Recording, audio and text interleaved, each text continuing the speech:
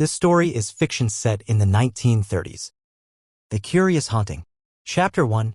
What would you do if you became a ghost all of a sudden? Not after a long illness. Not struck down in battle or felled by a grand, tragic accident. I'm talking about waking up wherever waking up happens after you die and realizing that you're missing. You're not hurt. You're not in pain. You're simply not there. That was how it began for me. There was no grand fanfare. No crack of thunder or cold touch on my shoulder. I just opened my eyes and the world was wrong. I remember fog. Thick and low, curling like a ribbon along cobbled streets. I hovered somewhere above the city, yes, hovered, like I'd been dropped off mid-thought and someone forgot to finish the rest of me. The gaslights flickered faintly in the early morning haze, yellow against gray. I could hear the distant clatter of hooves on stone and the muffled murmur of a wireless radio playing a jazz tune I couldn't quite place. I didn't know where I was. Worse, I didn't know where I was. Not just my location. I mean my body. My body was gone. I looked down, expecting to see myself in a sensible tweed coat, maybe with my usual worn satchel slung over my shoulder. Instead, I saw mist. Vapor. A faint shimmer of form with no substance. My hands, if you could call them that, were transparent outlines moving when I told them to, but without weight or warmth. I blinked. Or tried to. I don't know if ghosts blink. I touched my face, nothing. I touched a lamppost, my hand passed right through. I tried calling out. Hello? The sound was strange. Like I'd spoken underwater and the word had surfaced only half intact. And then I laughed. A short, bitter thing that came from somewhere deep within whatever was left of me. Walter E. Grayson, I said aloud because it felt right to reintroduce myself to the empty world. Born 1897. Possibly deceased. Or misplaced. There was no response. I began to float or drift really down the street like a lost thought. Familiar landmarks peeked through the fog. Mr. Harrington's print shop. The baker's window, shuttered now. The old iron gate leading to the alley behind the old post office. All the places I used to walk past, unaware that one day I'd be gliding over them like smoke from a match. But not one sign of me. No chalk outline. No commotion. No muttered gossip from neighbors. No crumpled figure lying on the cobblestones. I wasn't just dead. I was gone. I wandered the city for hours or days. Time doesn't work the same once you're everything bleeds together. One moment it's morning, and the next you're watching the moon dance across a fogged-up window, wondering if ghosts get cold. First, I thought maybe it was a dream. Maybe I was in some state between fever and death, waiting to be pulled back into my body. But I never woke up. I passed through walls, eavesdropped on conversations, drifted aimlessly through bedrooms, shops, and streetcars. The world was moving on. Men read the papers. Children skipped rope. A gramophone played the Andrews Sisters through an open window. The only thing that didn't move was me. At some point, I stopped hoping to find myself. I started trying to understand what I'd become. I visited the places I remembered loving. The cafe with the chipped teacups. The theater with that stubborn curtain that never quite opened on cue. The bookstore with uneven floors and rows of dusty titles no one bought. No one saw me. No one felt me. Except one man. He was maybe in his 60s. Sitting alone on a bench near the old docks. Eyes heavy and distant. He looked right at me. Not through me. At me. Lost? He asked. I froze. Don't worry, he added. Takes a while. I floated closer. You can see me? Sometimes, he said. Eyes never leaving the water. I was like you once. Now I just wait. Wait for what? He shrugged. An answer. A door. Maybe a reason. You'll see. I wanted to ask more, but when I turned around after a blink, he was gone. No footsteps. No sound. Just fog. And I was alone again. I think that's when it began to settle in. Not grief, not fear, but curiosity. I didn't remember dying. I didn't know where my body was. But I was here. A man without a face. A name without a gravestone. A ghost, maybe? Or something like one. So I did the only thing I could. I started watching the living. At first, it was to see if anyone was looking for me. A missing person notice. A tearful lover. Even a stray dog with a nose to the ground. But there was nothing. No one remembered Walter E. Grayson. So I began to play. I nudged cups off shelves. Moved papers from desk to desk. whistled the wrong notes during choir rehearsals, whispered nonsense into sleeping ears. It wasn't cruelty. I wasn't angry. I just wanted to be noticed, to leave ripples in a world that no longer felt me. And in the dead hours before dawn, when even the ghosts grew quiet, I'd drift to rooftops and stare at the sleeping city, wondering, had I done something terrible? Had I simply faded away, forgotten? Was there a reason I didn't remember my end? Or was I just misplaced? I don't know yet, but I intend to find out. Because if I'm going to haunt this world, I might as well make it interesting. And maybe, just maybe, I'll figure out who I really was before the fog takes even that away. Chapter 2. There's only so much ghosting a man can do before it begins to lose its charm. After several weeks, or what I assume were weeks, as time passes like molasses when you're dead, I had rearranged every drawer in Mrs. Langley's kitchen, whistled hauntingly into gramophones playing jazz, and learned that no one appreciates being cold-breezed out of bed on a winter night. Boredom had taken root in my afterlife like ivy on an old brick wall. Being dead was starting to feel like being alive, but with fewer doors and a lot more silence. I began to drift with no destination. Every night, I wandered through alleys, past old diners and corner shops, over the river bridge and under railway tunnels, hoping something, anything, might give me a spark of purpose. The city was filled with stories, but none of them were mine. None of them noticed the man-shaped shadow brushing past. Then one evening, just as the sun dipped behind the rooftops and the gas lamps began their flickering glow, I saw a sign hanging crookedly above a ramshackle storefront at the far end of Basil Street. It read, in curling, overly dramatic gold letters, Madame Leota, Mistress of the Veil, Reader of Fates, Whisper to Spirits, Cash Only.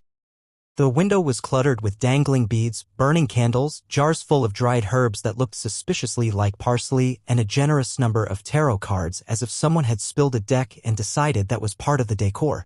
A sandwich board out front proclaimed, "Tonight only, connect with the dead, half-price seance for war widows." I almost floated past, but something stopped me. I don't know if it was the ridiculous display or the faint sense of movement I felt behind the fogged-up windows. Maybe it was the smell of incense or whatever cheap substitute they were burning that tickled a phantom part of my nose. Whatever it was, I went in. The door opened with a loud creak that no one heard but me. Inside, it was dim and over-perfumed. Dozens of waxy candles fought each other for dominance, dripping onto red velvet-draped tables and patterned rugs that looked like they'd come from a traveling magician's yard sale. The air was thick with the scent of rosewater and artificial mystery. And there she was, Madame Leota herself. She wore a towering turban with far too many sequins, a face painted with the subtlety of a circus clown, and long draping sleeves that kept knocking over her own crystals as she shuffled her tarot deck with a dramatic flourish. She sat with a young woman, early 20s, eyes red from crying, who looked like she wanted answers and had clearly brought her last few coins to buy some. Madame Leota's voice floated through the air like cheap perfume. I see a tall man, with a serious face, someone whose name begins with M or W. Perhaps Walter. I blinked. She gestured broadly to the table. He misses you dearly, but he's at peace now. He says to remember the lavender fields. The girl sniffled. I've never been to a lavender field, she said. Leota smiled without missing a beat. He says you will. I should have floated out then and there. But as I turned, something strange happened. From behind the curtain near the back of the tent, I felt a chill that wasn't mine. A presence. No, several. I paused, tilted my head, then slid silently through the curtain and into the back room. There, lounging around like gentlemen in a ghostly smoking lounge, were 3 other spirits. 3 men. Dead. Clearly. The first had a thin, angular frame, a monocle hovering suspiciously over one translucent eye, and the air of a man who had once argued for sport. He sat cross-legged in midair, reading a newspaper that didn't exist. Ah, he said, looking up. New blood. The second was shorter, rounder, and covered in soot. His overalls suggested he might have once been a coal worker, or perhaps someone who liked dark hallways and never left them. He nodded at me, chewing something invisible in his mouth. Hello. The third ghost wore a striped vest, had slick back hair, and floated while attempting to shuffle a deck of cards that kept slipping through his hands. He cursed softly each time they vanished into smoke. Well, I'll be, he said. Another floater. What is this? I said slowly. Welcome to Leota's, said Monocle with a smirk. The finest non-spiritual spiritual hotspot in the district. She's a fraud, of course. Absolute hack. But ghosts? We've been gathering here for years. But why? I asked. The coal man shrugged. Same reason you came, I wager. Bored. Lonely. Curious. Or maybe just hoping someone might remember our names. That silenced me. I looked at the strange little lounge they had made, chairs that weren't real, cigars no one smoked, a piano in the corner that never made a sound. It was the first place that felt alive since I died. Their names were as curious as they were. Monocle was called Percival Huxley, a professor once, famed for his work in comparative philosophy and his absolutely awful mustache. The coal man was Big Tom, a dockworker who'd vanished during a warehouse fire in 31. He never found his body either. The card shuffler was Reggie, a con artist in life and apparently in afterlife as well. He ran Dead Man's Poker once a week, even if none of them could hold the cards for more than 5 seconds. They welcomed me in like I'd always been part of their spectral circle. No questions, no judgments, just ghostly camaraderie. They told stories of the living they'd followed, hopes they still clung to, dreams they couldn't forget. Some nights, new ghosts passed through, some stayed, others faded. But Leota's, ironically, was the one place the dead always returned to. I told them about my missing body, my lost memory, my need to leave a mark on the world again. They listened. And for the first time, I didn't feel like a whisper. I felt like someone. The curtain shifted behind me. Madame Leota entered, completely unaware of us, grumbling as she swept the floor with a crooked broom, muttering about cheap candles and stupid lavender fields. Reggie floated beside her, grinning. Should we whisper spooky things again? Tom laughed. Tell her the spirits demand pie. Percival raised a translucent brow. Gentlemen, let's not be too uncivilized. I couldn't help but smile. For the first time since I'd awoken as a ghost, confused, forgotten, invisible, I had company. Friends. A reason to float another day. Chapter 3. Ghosts, I've come to realize, are not all wailing in sorrow. Some of us just get bored. And boredom is dangerous in the afterlife. It leads to mischief. It leads to pushing buttons, sometimes literally, and seeing how far we can press the veil between worlds before it tears a little and someone screams. That someone, more often than not, was Madame Leota. Despite being a fraudulent medium, she was astonishingly dramatic. Any creaking floorboard was a presence, every flickering candle was the veil thinning, and any customer doubt was met with. Spirits are shy tonight, dear. She had no idea the spirits were actually throwing paperclips at her head. It started on a Tuesday, which felt like a good haunting day. The shop smelled of rosemary and deceit. I'd spent the early hours with Reggie, my card shuffling, former con artist ghost friend, discussing how to liven things up. Or rather, dead-end things up, as he put it with a smirk. That afternoon, a new pair arrived. A husband and wife, well-dressed in matching gray wool coats and the sort of hats that only serious people wore, likely for money or at least hoping to get some. The woman clutched her handbag like it was her last defense. We were told you connect with the deceased, she said. Madame Leota's eyes practically sparkled with dollar signs. Indeed, she intoned. I am Madame Leota, mistress of the veil, echo of eternity. Whose soul do you seek? The husband stepped forward. My uncle, Wallace Granger. He passed last month. Left behind, uncertainties. I hovered behind Leota as she placed her fingers on the table and closed her eyes dramatically. Wallace. Wallace, are you with us? Reggie appeared beside me, grinning. So they're looking for a ghost to cough up a will. Oh, let's really give them a show, I whispered. And that's when the haunting began. It started small. Reggie blew across the tarot cards just as Leota dealt them.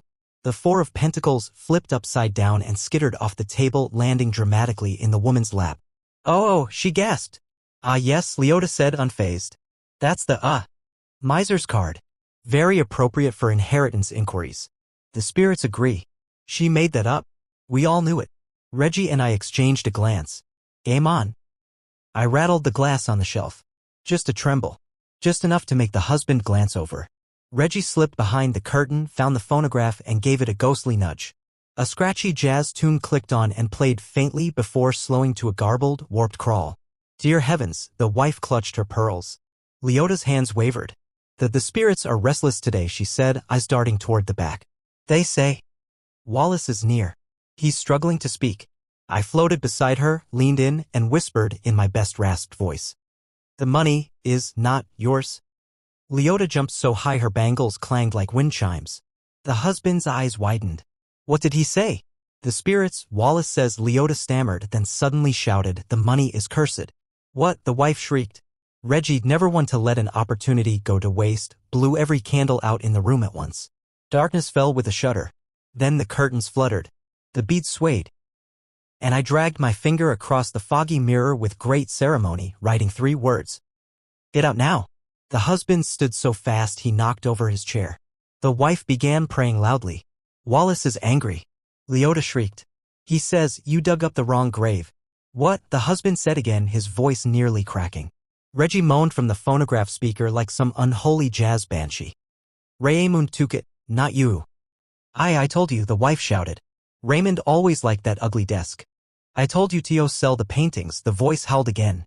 They were out the door so fast they left the table wobbling and a silk glove behind. The moment the door slammed shut, silence returned. Reggie and I burst out laughing. Even Percival, the ever-proper, monocled ghost, peeked out from the back with a dry chuckle. I say, that was well executed. Madame Leota stood frozen, her eyes wide, hands shaking. She turned to the mirror and whispered that wasn't me. Reggie floated past her and whispered, correct.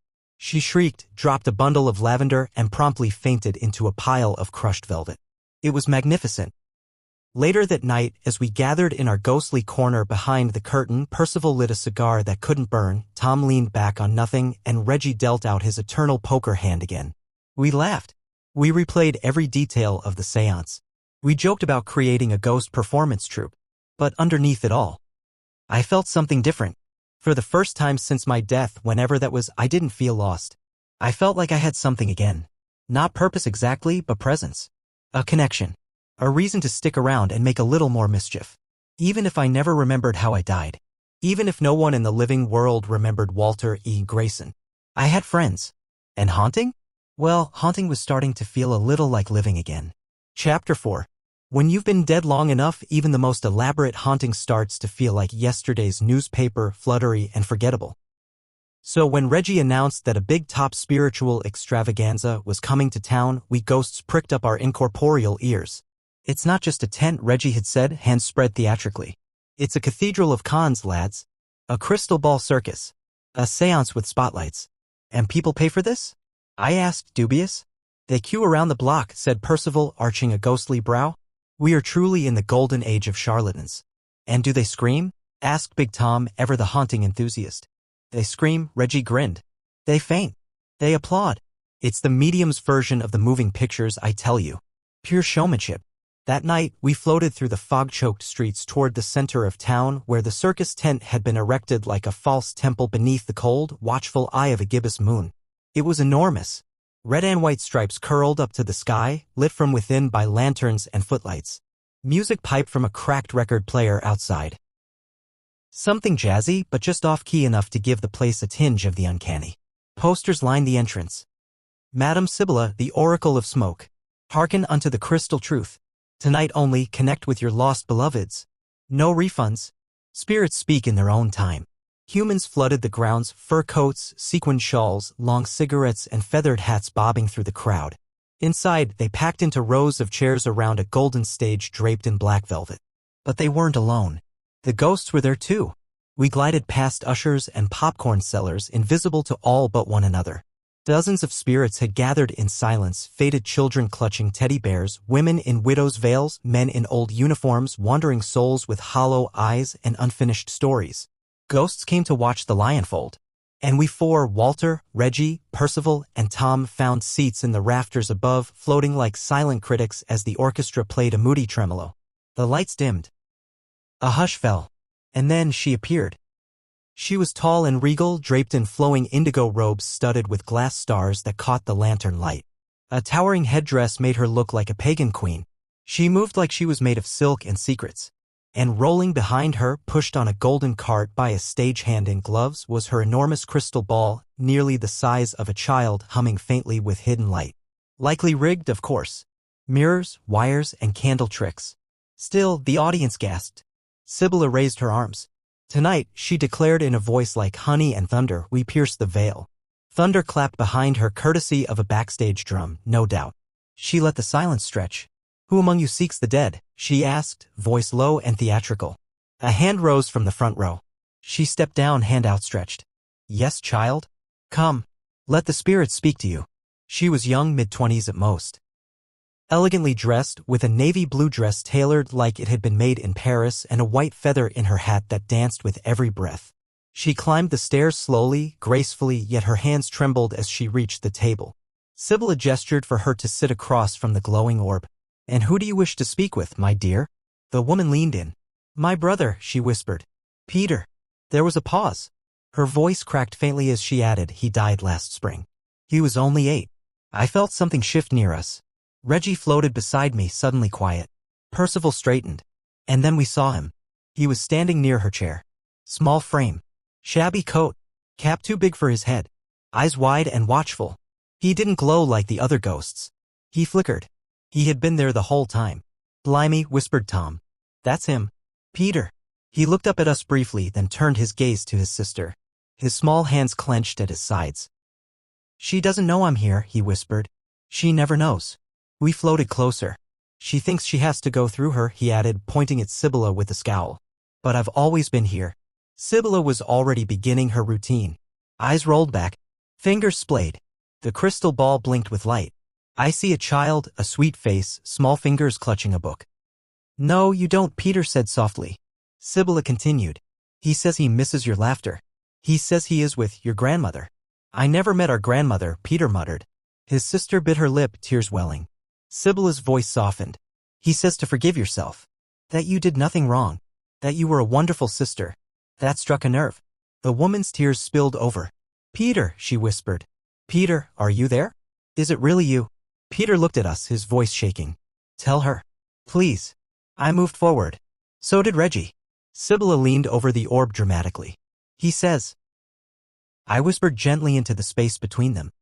"Don't listen to her." The woman blinked. She leaned forward. "Did you hear that?" Sibylla faltered. Reggie floated down and added, "She's making it up. I'm right here. Always have been." Peter looked up at his sister. "It's me," he said. "I'm here. Just look around. You don't need her." The crystal ball flickered violently. The orb sparked once, then went dim. The lights in the tent stuttered. Sibylla gasped, suddenly pale. Something's wrong," she said aloud, her composure cracking. A gust of wind swept through the tent, though the flaps were closed. Candles snuffed out. The audience murmured.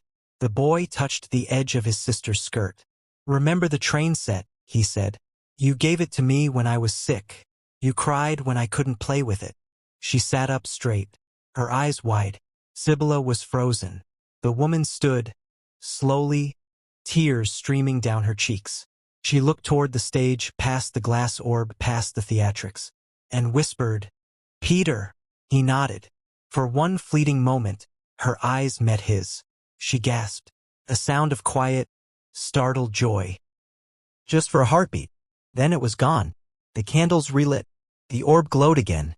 The show tried to carry on, but she was already walking away, smiling through her tears, her hand pressed to her heart. Back in the shadows of the tent rafters, we sat in silence. "Well," said Reggie, voice low, "that was different."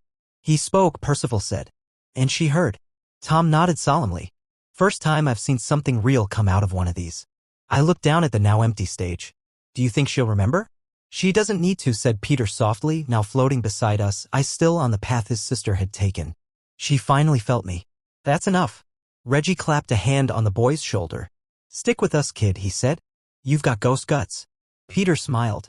And for the first time in a long time, the tent didn't feel like a stage. It felt like a bridge.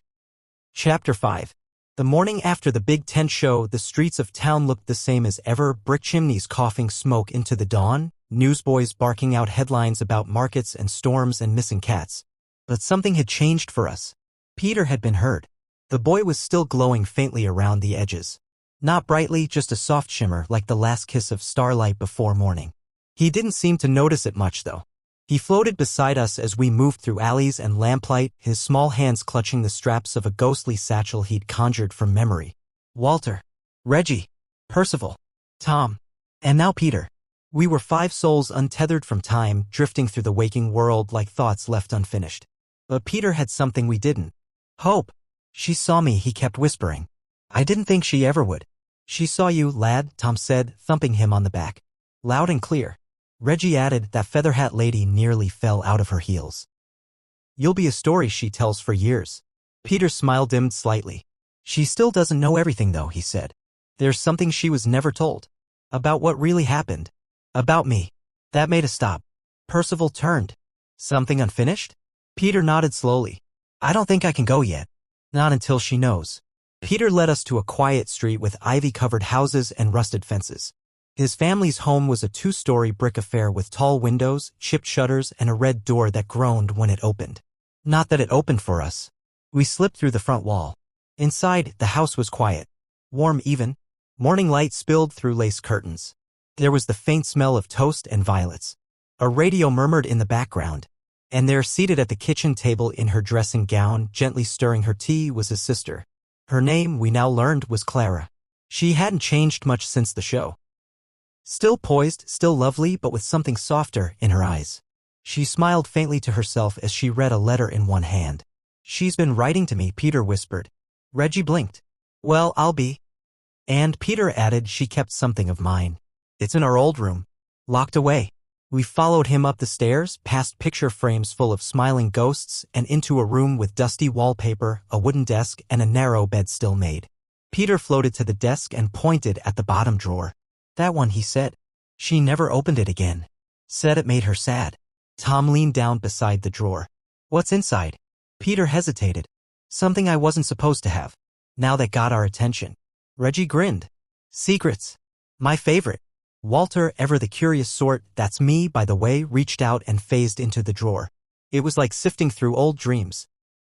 Inside was a tiny box wrapped in faded blue ribbon, a notebook with childlike sketches of trains and animals, and a folded letter sealed with wax.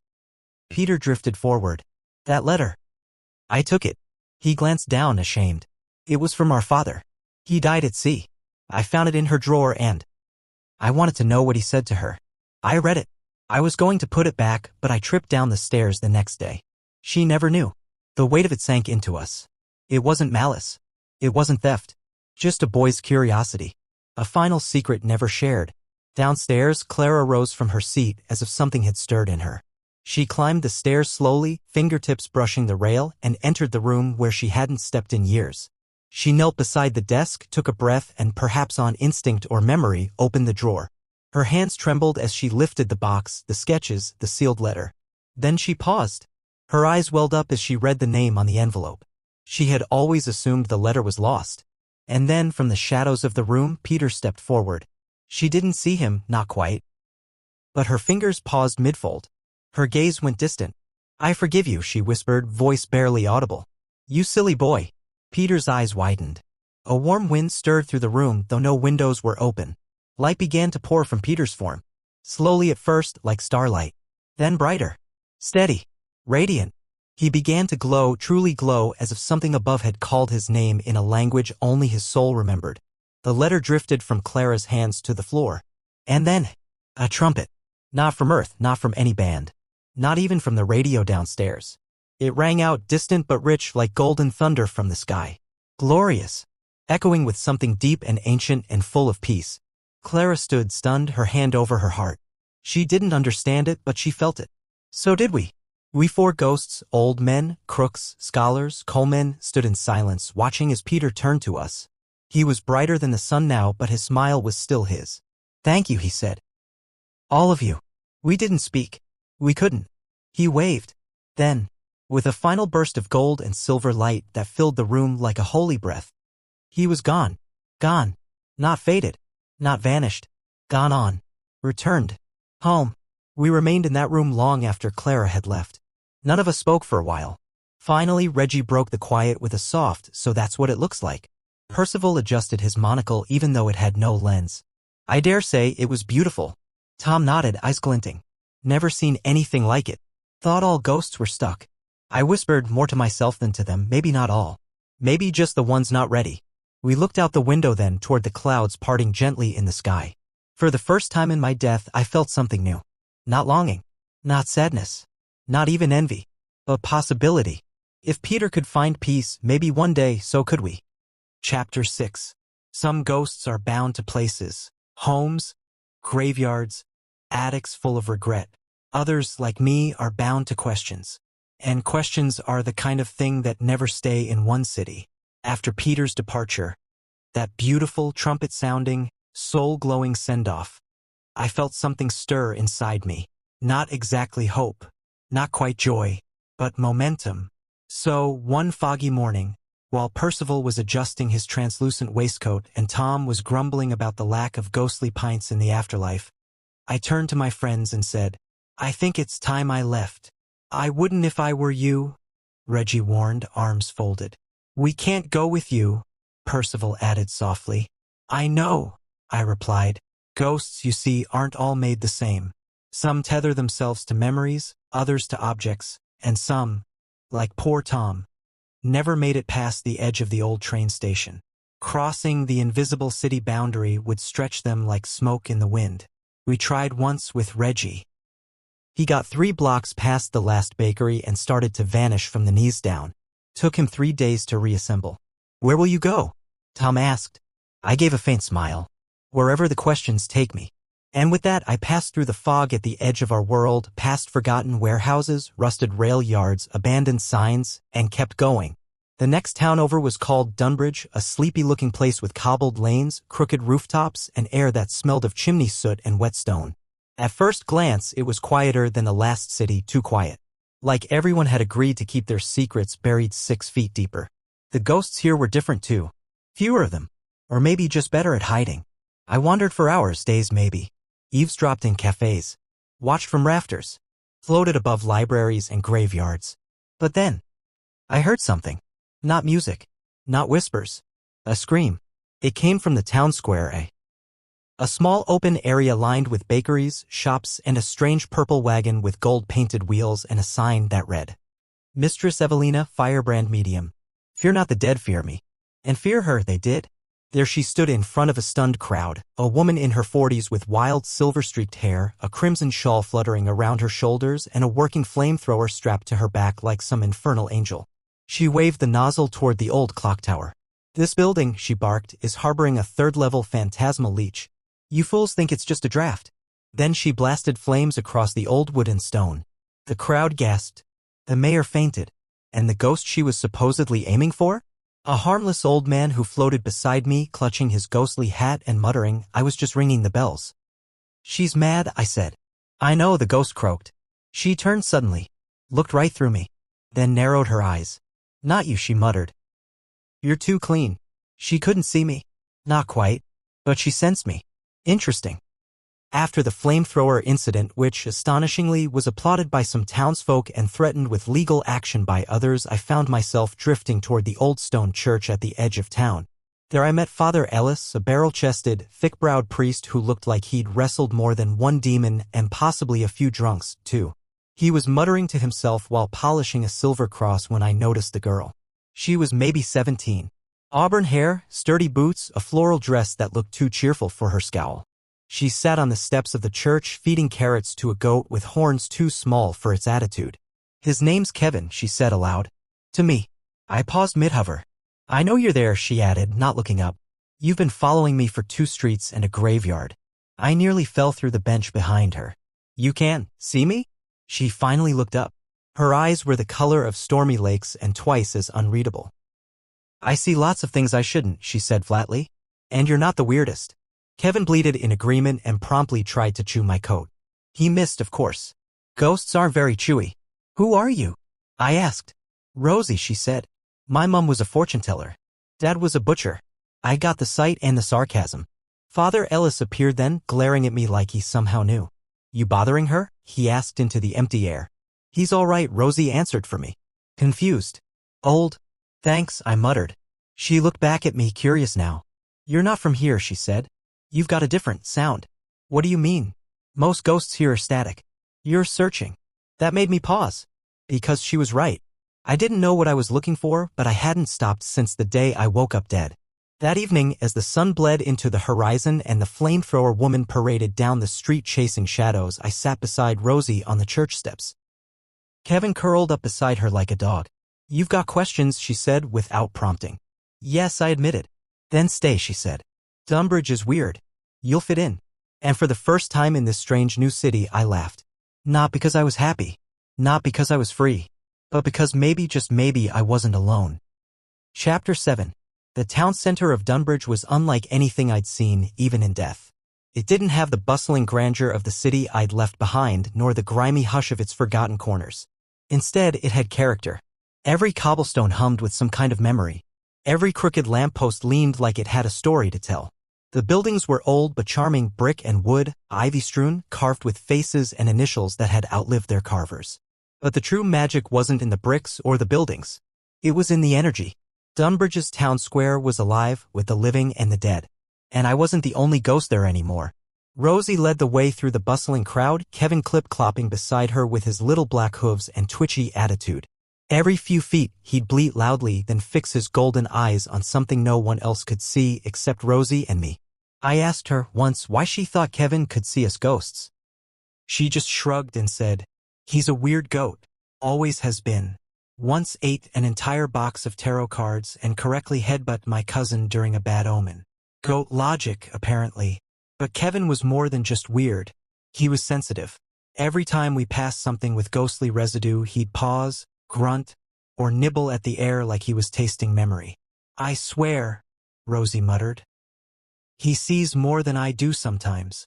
That day, the square was celebrating something. No one knew exactly what. The mayor just liked giving speeches and letting vendors put up tents. So the result was a chaotic mix of carnival games. A carousel that played off-tune waltzes, booths with candied apples, and a mysterious man who charged a penny to guess your sins. The living crowded the center, laughing, yelling, chasing balloons. And the dead? They wandered alongside them. Some leaned wistfully near the popcorn stands. Others mimicked dancers at the bandstand. One older woman, who had clearly died in the 1890s, was trying to ride the carousel, complaining each time her translucent frame passed through the horse. "Should have worn a sturdier corset," she muttered, vanishing through a saddle. Rosie and I wove through the crowd. I couldn't help but marvel at how thin the veil was here. It was like Dunbridge had decided not to fight the supernatural, just politely ignore it. But then Kevin stopped, dead in his tracks, right under a massive old oak tree at the edge of the square.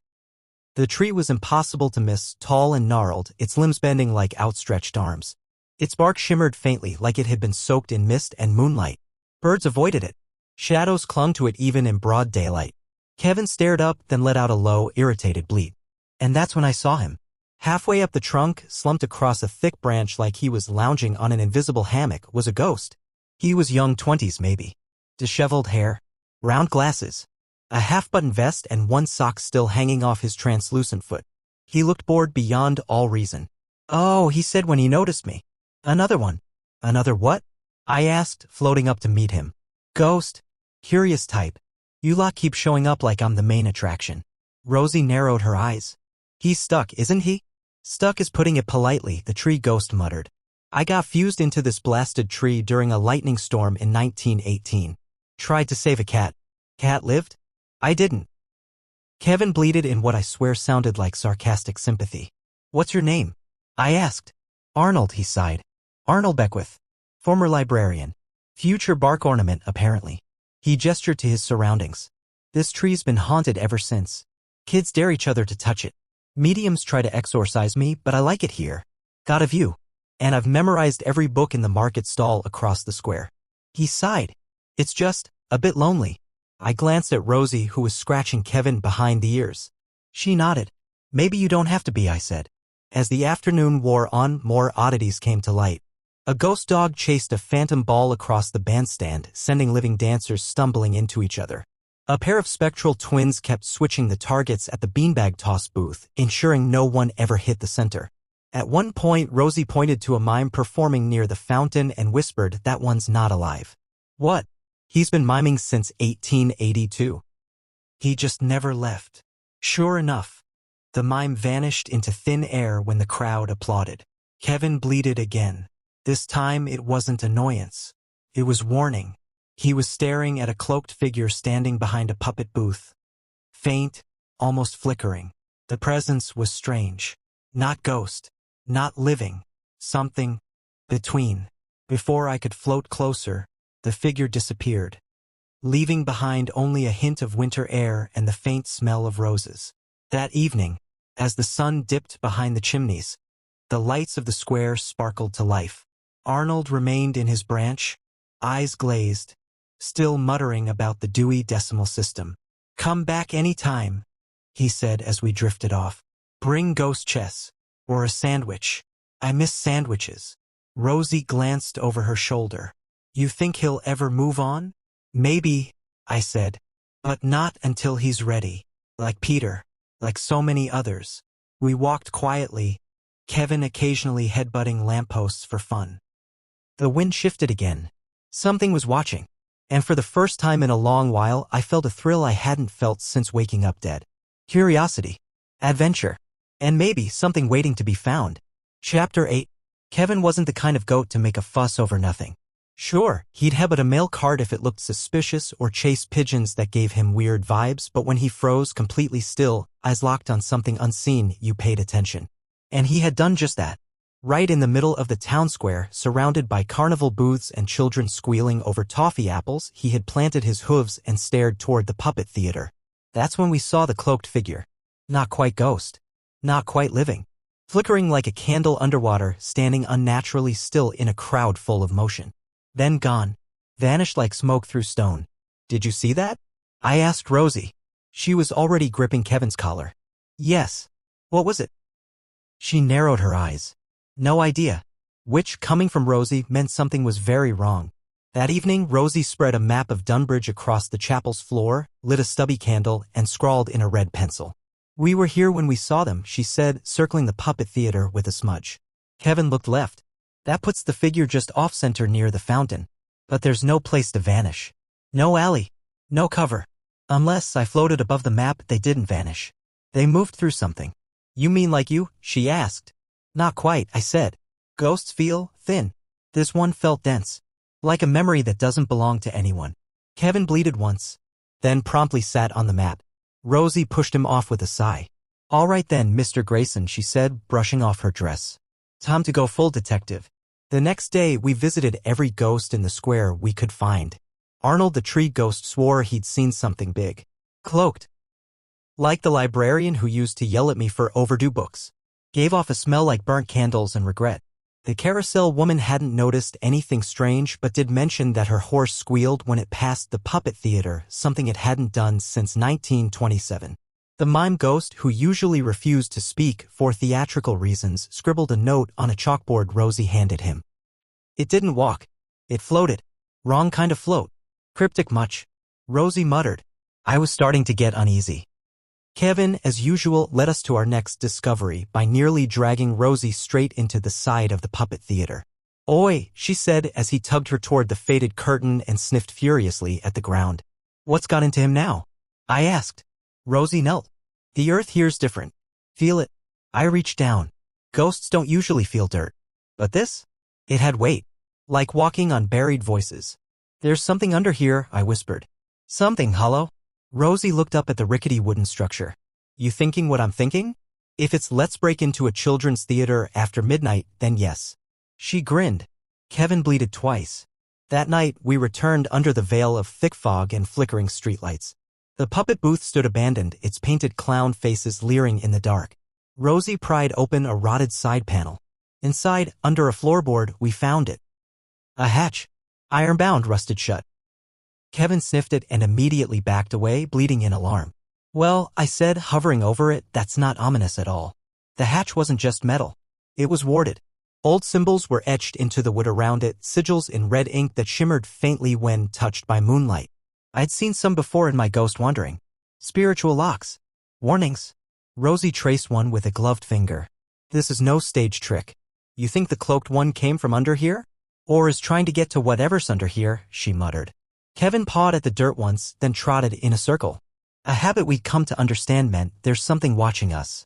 I looked around. No ghosts. No living. But the air had changed. The fog moved too deliberately. The shadows hung too long. Then we saw it again. Across the street, half-lit by the orange glow of a lantern, the figure. Cloaked. Still. Facing us. It didn't move. But I felt it looking. Not just at me. Through me. Rosie shivered. Kevin growled. Then, just as before, the figure blinked out of sight, replaced by a sudden gust of wind and a trail of black soot along the cobblestones. We followed the soot, past the bakery, through the alley by the hatmakers, around the twisted lanes behind the tea shop. It ended near an old house with boarded windows and a sagging roof. A sign hung crookedly above the door, Bramley's Cabinet of Curiosities. But the shop had been closed for decades. Back at the church, Rosie poured herself a cup of strong tea while I paced, floated in circles. "We've got a cloaked figure," I recited. "Not a ghost. Not living. Appears during crowds. Leaves soot. Stares like it knows me. Hangs around old wards. And trails lead to a shop that shouldn't be open. And a goat that hates its guts," Rosie added. Kevin bleated in agreement and nudged the map off the table. We pinned new notes, marked locations, sketched the soot. It was the first time since I died that I felt like I was doing something again. Not just drifting, but investigating. Living in a way. Rosie yawned and leaned back. "All right, Mr. Ghost," she said. "Tomorrow night we visit Bramley's." I nodded slowly, because whatever this cloaked figure was, I didn't think it was just haunting Dunbridge. It was hunting something. Chapter 9. Old buildings breathe differently. Most houses sigh through warped window panes and creaky floors, whispering secrets in their sleep. But Bramley's Cabinet of Curiosities didn't breathe at all. It watched. We stood across the street in the early dusk, staring at the long-abandoned storefront. The windows were streaked with grime, but the lamps inside were glowing. Rosie clutched Kevin's collar. "It was sealed yesterday." I nodded. "And now it's inviting us in." Kevin snorted like he'd rather chew on a porcupine than step foot inside. I didn't blame him. The door creaked open with a strange reluctance, as if protesting its own movement. Inside, the air was thick, not dusty, but heavy, like walking through a velvet curtain soaked in silence. Shelves lined the walls, bowed under the weight of strange things. Pickled oddities in jars, faded dolls with too many teeth, music boxes that wound themselves, stones that hummed, mirrors that refused to reflect your face. One item caught Rosie's attention immediately, a clock that ticked backward. Another made Kevin rear up. A glass globe filled with swirling black mist, whispering just below hearing range. At the center of the shop sat a cracked leather armchair facing the fireplace. And there, slumped in it as though waiting for us, was the cloaked figure. He was no longer flickering. Up close, the truth was clearer. He wasn't just cloaked. He was wrapped in time. A long black coat that shimmered like oil on water, a wide-brimmed hat hiding most of his features. His skin, where visible, was faintly translucent and ash-gray. His fingers long and jointed like puppet limbs. He looked like a ghost, but not like any of us. "Hello," Rosie said cautiously. He didn't move. Kevin bleated low and curled behind a display case. I floated closer. "We saw you. At the carnival. At the hatch under the puppet theater. You were watching." The figure finally looked up. And when he spoke, his voice sounded like wind through cracked stone. "Because I am still here." His name, as we later learned, was Elian Bramley, a timekeeper of the Old Order, a kind of ghost guardian who once protected spiritual thresholds from breaching. Not a medium. Not a soul. Something in between. "I died here," he said, "but not entirely."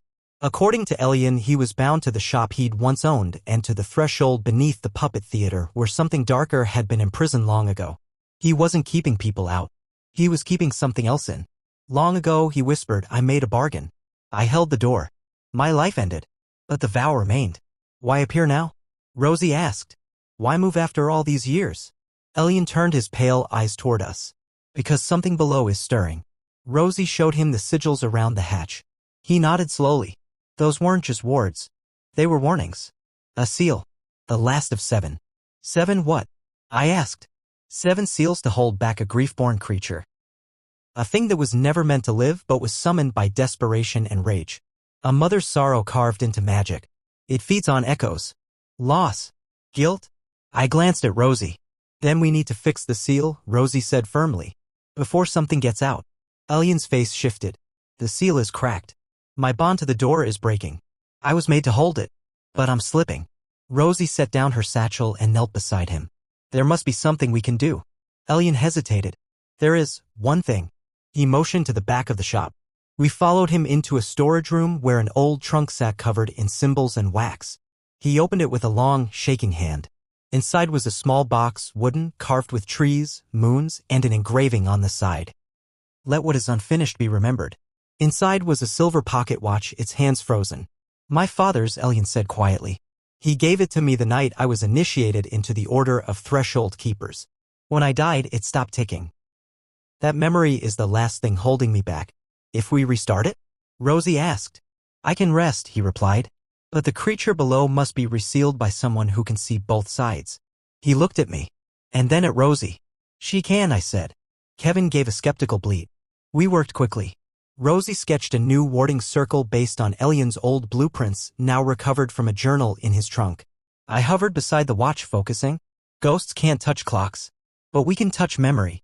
I poured everything I had into the watch, every moment I remembered from the day I woke up dead to the laughter of Peter, the haunted tree, the carnival chaos, the glow of a boy who moved on. And slowly, the watch ticked. Elian gasped. His body, what was left of it, glowed faintly, then pulsed like a star falling in reverse. You have my thanks, he whispered, standing taller now, straighter.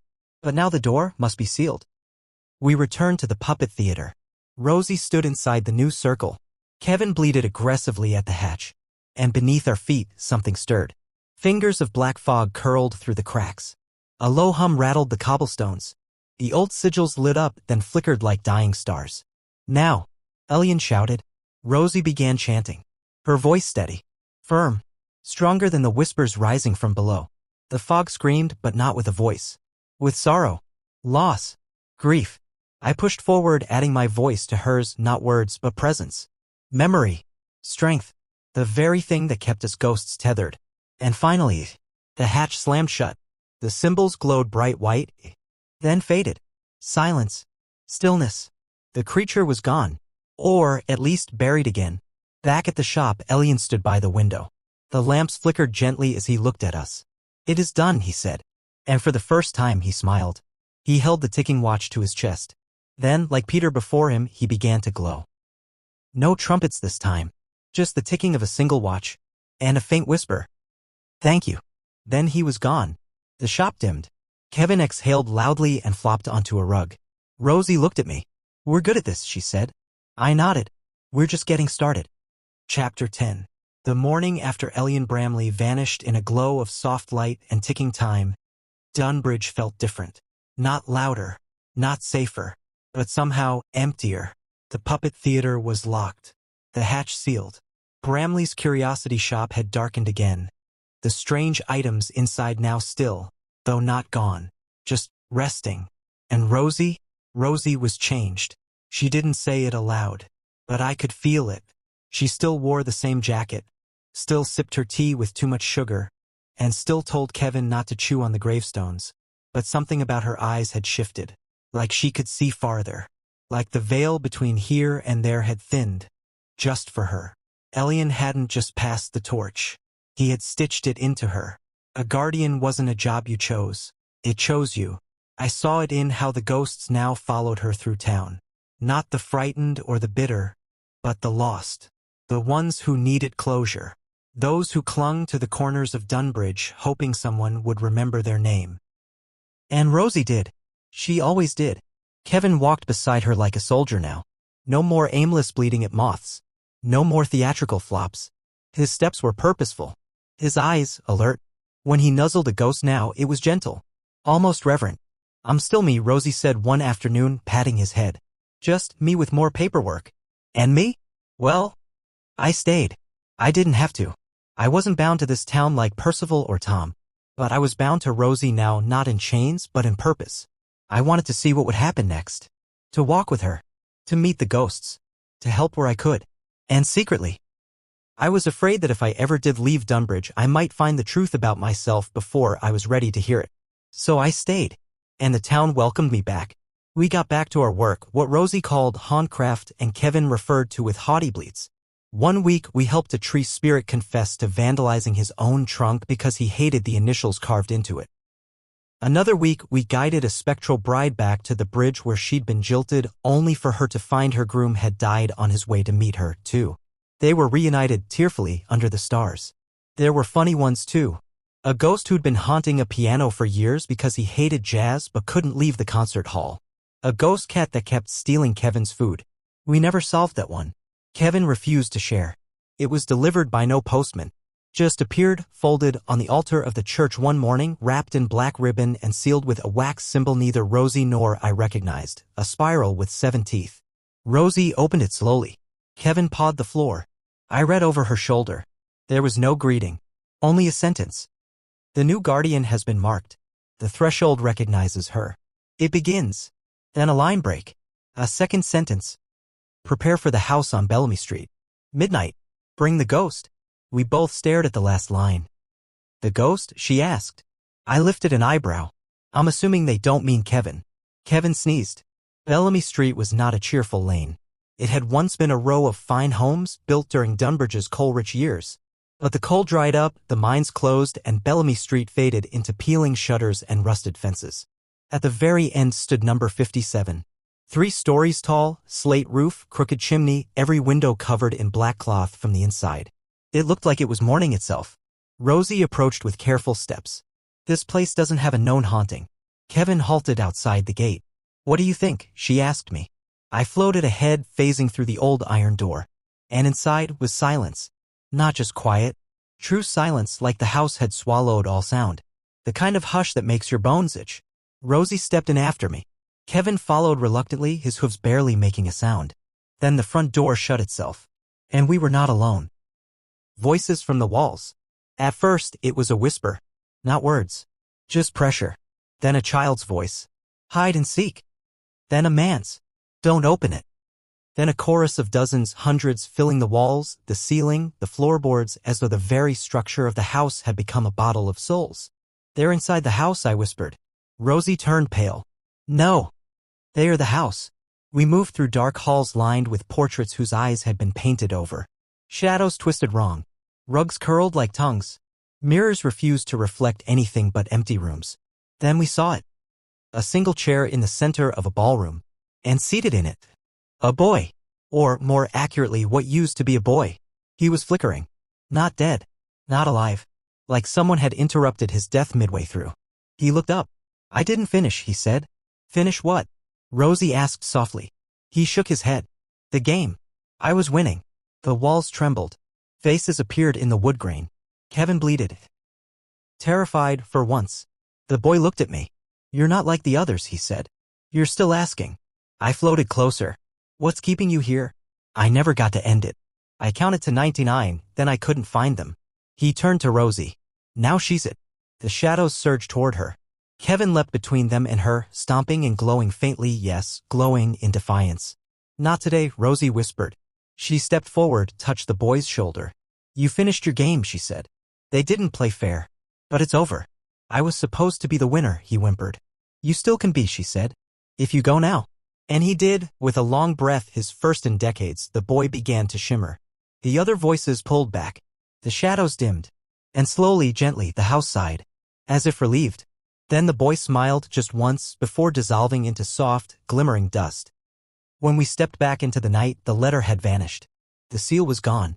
I didn't find out why they wanted me here, but I still get to see something different tonight.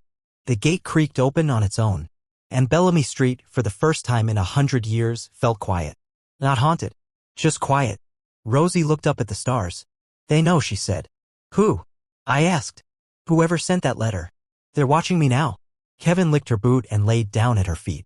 And you? She asked me. Still staying. I smiled. Where else would I go? Chapter 11. There are things worse than death. And I say that as someone who's been dead for quite some time. It came on a cold morning, tucked into the pocket of Father Ellis's weather-worn coat. I was floating lazily near the rafters, watching Rosie brush Kevin's fur with an old kitchen broom. He hated it when the chapel door creaked open. Father Ellis entered, hands trembling slightly.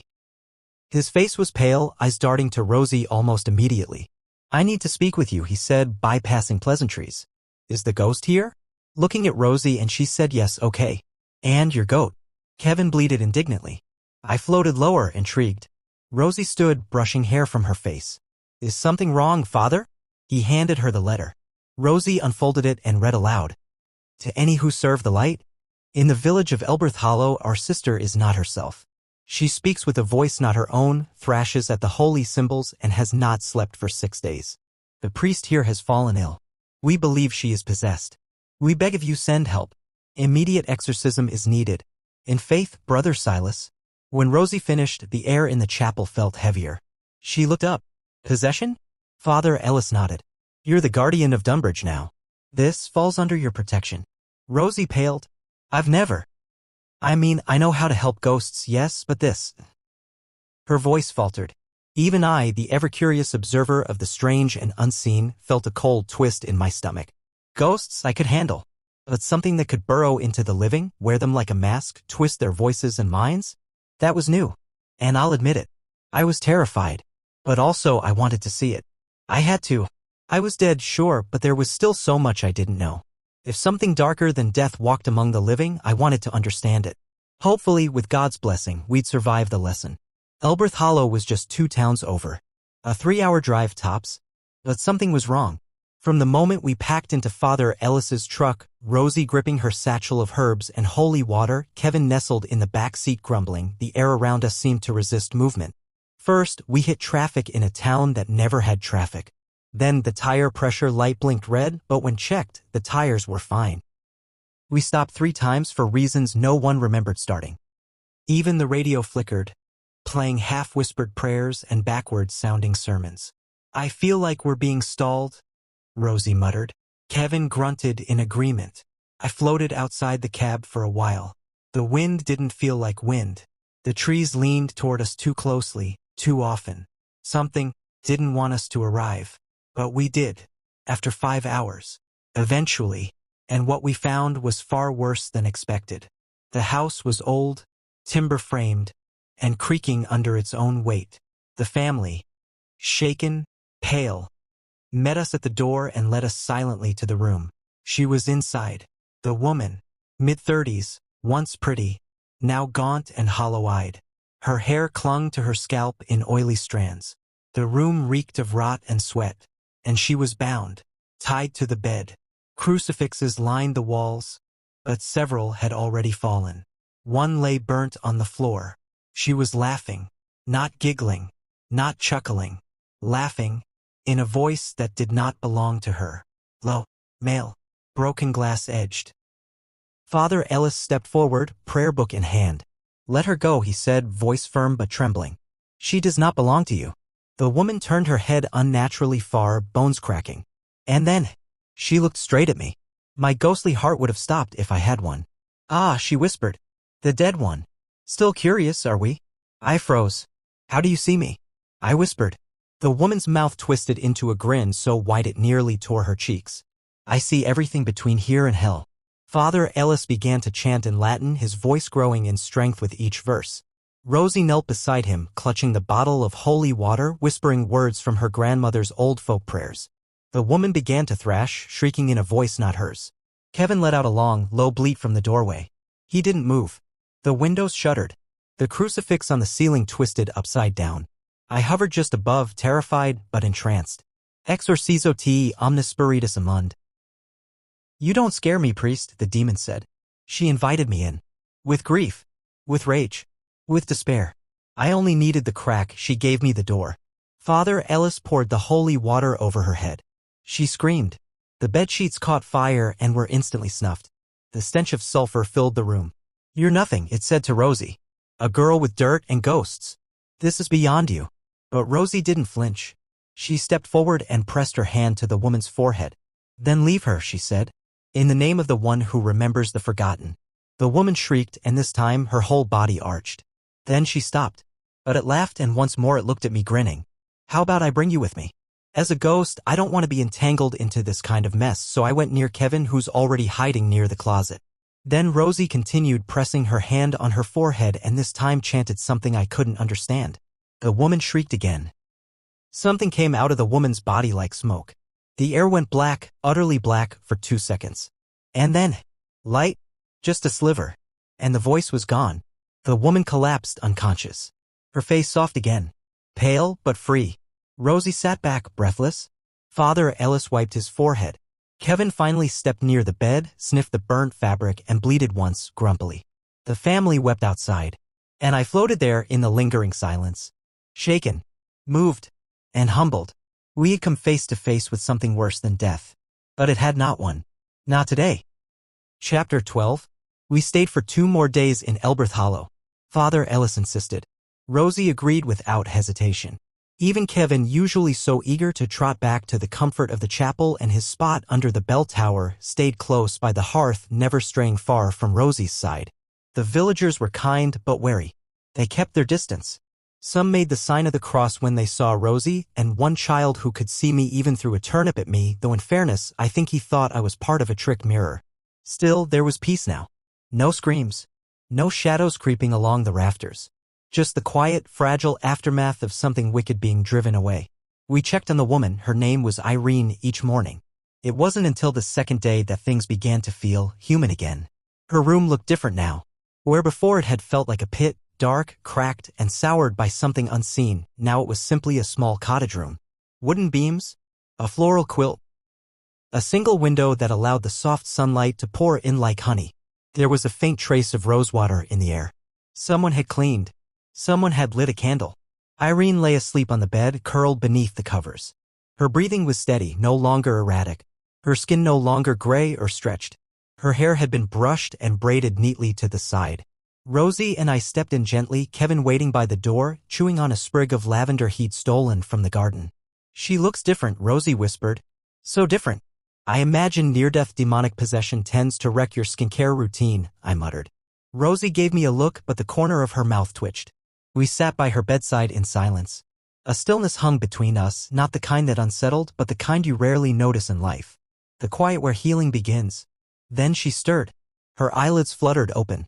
And for the first time, Irene opened her eyes without someone else staring through them. She blinked slowly, then turned her head first to Rosie, then to me. She stared for a moment, brows furrowed. Rosie smiled gently. It's all right. That's Walter. I waved. He's just a ghost, she added. I crossed my arms, feigning offense. Not just a ghost, thank you. Irene's lips curved upward, tired but sincere. It's my first time seeing one. Always a pleasure, I said with a little bow. She chuckled, then paused, thoughtful. I thought I'd be scared, she said softly. But I'm not. Rosie leaned forward, her tone gentle but steady. You've already seen something much darker. Walter won't hurt you. I know, Irene whispered. He feels calm. That surprised me more than I'd like to admit. Rosie looked her in the eye. Irene, listen to me. The woman nodded, face growing serious. You're still vulnerable. Physically, yes. But more than that, emotionally. Spiritually. Your heart's wide open right now. That's when darkness likes to crawl back in. Irene nodded again slowly. Rosie continued. You have to be stronger now than ever before. Don't drown in grief. Don't give it more space than it needs. It doesn't mean you can't cry or feel pain, but don't let it build a house in your soul. That's how they find you, I added quietly. Irene took a deep breath. I understand. I'll remember. I promise. Her eyes glistened. I hovered a little closer, curious. How do you feel? Now that it's over. Irene looked down at her hands, fingers curling lightly over the blanket. I feel like I'm in someone else's skin, she murmured. It's mine, but it doesn't feel like home yet. She stared ahead, her voice quiet but steady. I remember some of it. Not all. But the worst moments. I was still there, buried under it, screaming inside, like drowning under black ice. I could see the surface, hear people, but I couldn't speak. I couldn't move. Her fingers gripped the quilt tighter. And the pain, it wasn't physical. It was like every terrible thing I've ever felt. Shame, guilt, heartbreak, loneliness was being used as a chain, over and over. She paused, looking at us with tears forming. And what scared me most was how easy it was to give up. I wanted to ask for help, but something in me whispered, why bother? And I believed it. I felt a shiver down to my very core, even though I had no bones.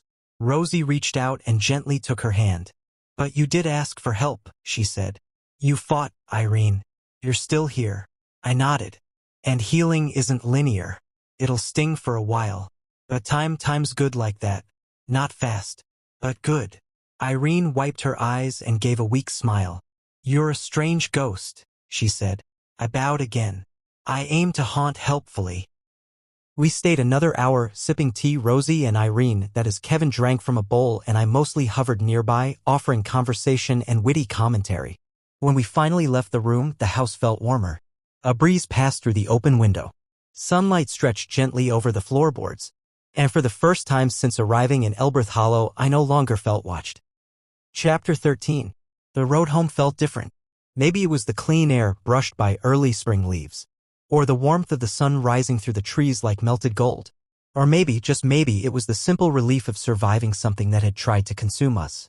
No matter what it was, I welcomed it. Even in my ghostly form, I could feel the world breathing softer. We were alive. Even me, whatever that meant anymore.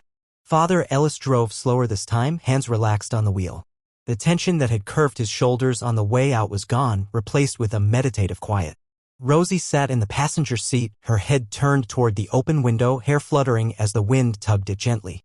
She looked thoughtful, not shaken. Just changed. Kevin sat in the back seat, chewing solemnly on a biscuit someone had given him back in Elberth Hollow. His tail flicked every now and then, tapping my arm. Bleh. Emotional goat contact. I floated beside him. "Not bad for a goat, huh?" I whispered. He snorted and turned his back to me. After nearly an hour of silence, Father Ellis spoke, his voice low and gravel-soft. "Rosie, may I ask?" She looked over. "What were your thoughts when you stood before that woman, with that thing inside her?" Rosie didn't answer right away. The wind brushed through the open windows. Then, in a voice both firm and quiet, she said, "It was terrifying. It wasn't like dealing with ghosts. There was something deliberate about that presence. Like it wanted to undo everything in her. But I knew if I let that fear grow, I'd be next. You have to be stronger than it. Stronger for them. Or you'll fall too." Ellis nodded slowly. "Wisdom beyond your years." She smiled faintly. "Or just stubbornness." Then he said something that startled me. "And you, Walter?" I blinked. Of course, he couldn't see me. But he looked right through the mirror and added, "I don't know if you're still nearby. But if you are, you were brave too." Rosie looked at me, waiting. I blinked again. Then shrugged. "Well, it was creepy," I said through her. "Terrifying, really. And I'm glad I wasn't dragged into it. I might be a ghost, but I'm not looking to get double haunted, thanks." Father Ellis chuckled under his breath. "I pray you stay where you were then, Walter." I floated down into the seat and rested my head on my folded arms. I'd never realized how much I longed for peace until I saw it threatened in someone else. Whatever part of me was still human, it ached for rest. Not vanishing, but rest. The road home seemed shorter this time. We made it to Dunbridge by nightfall, 2 hours earlier than expected, despite a stop for Kevin to scold a field mouse. "Don't ask." Rosie stretched as she stepped out of the truck. "That was fast." "God's mercy," Father Ellis said. The chapel stood just as we left it. Soft candlelight glowed through the stained glass. The vines along the bell tower swayed like sleepy arms stretching.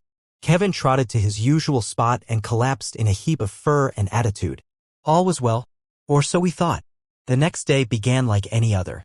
Rosie was in the garden humming as she watered the small herb patch she'd started. Father Ellis prepared for morning mass. I was hovering in the steeple watching birds fight over a loose bit of cloth. And Kevin? Gone. At first, Rosie thought he was just off somewhere chewing something he shouldn't. "Kevin," she called. "Come on, breakfast." No answer. She circled the chapel. Then the orchard. Then the market road. No goat. I floated down. He wouldn't wander far. He's lazy. Rosie looked up, her brow furrowed. He never goes this long without bleeding at something. We searched for hours. Nothing. Not a single hoofprint. Not a single tuft of fur. By sunset, Rosie sat on the chapel steps, eyes scanning the horizon, fingers tangled nervously.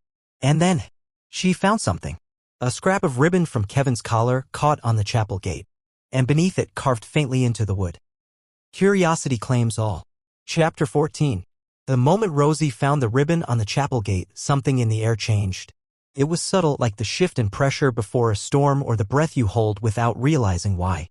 She turned it over in her hand slowly, eyes narrowing on the faint words scratched into the wood below. Curiosity claims all. Not carved with a knife. Scratched. The kind of mark made by something that didn't care how deep it went. Something that wanted it to hurt. We searched again. This time with urgency, retracing every hoof-sized path Kevin might have taken. We followed broken twigs, overturned stones, even asked the ghost of a fisherman who wandered near the river if he'd seen anything. He hadn't. But he did mention something strange. Felt a pull. Like something dragging through the reeds. Quiet like. Wrong like. Like a shadow with bones. Comforting. We pushed deeper into the forest. Rosie with her satchel, clutching a sprig of rosemary and a small flask of blessed water. Me floating at her side, more focused now than I'd been in weeks. Even the trees felt different. Too still. Too hushed. Like the whole forest was holding its breath. We found the first marker just past the old hunting trail. A circle of feathers laid carefully on the ground, each one blackened at the tip. In the center, a hoofprint. Kevin's. But around it, tiny scratches in the dirt. I bent lower, studying them. The marks didn't look like claws or animal tracks. They looked like letters. Faint. Repeated. Incomplete. Do you see that? I asked. Rosie knelt. Words? Then, I heard it. A whisper. Soft. Barely a murmur. Right behind me. Walter. I spun. No one there. Did you hear that? Rosie glanced at me. What? The forest remained silent. No birds. No wind. Walter. Grayson. You don't remember, do you? We kept moving. Every few steps we found another clue. Another faint trail. A ribbon from Kevin's collar. A sprig of grass chewed and spat out. A hoofprint in an unnatural direction. The forest grew denser. But not in the natural way. It was as if the trees leaned in like they wanted to see who was coming. Rosie stopped near a rotting log, breathing a little harder. This isn't random. Something is leading us. Something that wants us to follow, I muttered. You're close, the voice said again. This time it wasn't just in my head. It echoed between the trees, low and familiar somehow, like a forgotten lullaby twisted into something wrong. Rosie turned. What did it say? You heard it. She nodded, pale. Not clearly. Just my name. Or maybe yours. At last we reached a clearing. It was unnatural. Too round. Too clean. A perfect circle of bare earth as though something had scorched the grass away in a silent blaze. In the center stood a figure. Not a ghost. Not human. A shape wrapped in dark cloth, stitched together with thread that shimmered like silver wire in the dim light. Its face was hidden, but it held something in its hands. Kevin. Bound gently but firmly and sleeping, not hurt but unnaturally still. Rosie stepped forward, hand tightening on the flask. What do you want? She called. The figure tilted its head. I only deliver what is already owed, it said, voice distant and layered. Then its head turned to me. Walter E. Grayson. She's only the beginning. But you were unfinished. You were wandering. You were a vestige. I froze. What do you mean? It extended a hand and dropped a small object onto the ground. A button. Old. Rusted. Military style. With the initials WG etched on the back. My heart, or what was left of it, lurched. Rosie stepped forward, fury in her voice. Give him back. Kevin stirred, blinking slowly. He bleated once, weakly. The figure looked at her. She must be tested, it said. And so must he. You both serve balance even if you do not know it. Then it stepped back into the shadows. Gone. No sound. No trace. Just the sleeping goat and a button that shouldn't exist. I floated to Kevin and gently nudged him. Come on, furball. Wake up. He stirred and gave a long, dramatic bleat. Rosie rushed over and scooped him up, pressing her face into his warm neck. He sneezed in her hair. Typical. By the time we made it home, the sun had begun to rise. We said nothing for most of the walk. I held the button in my spectral fingers. It shouldn't feel real to me, but it did. It had weight. Memory. Rosie broke the silence as she carried Kevin up the chapel steps. What did that voice mean? About you. I didn't answer right away. Because the truth was, I didn't know. But something inside me had started to wake up. A memory. A shadow. Something buried.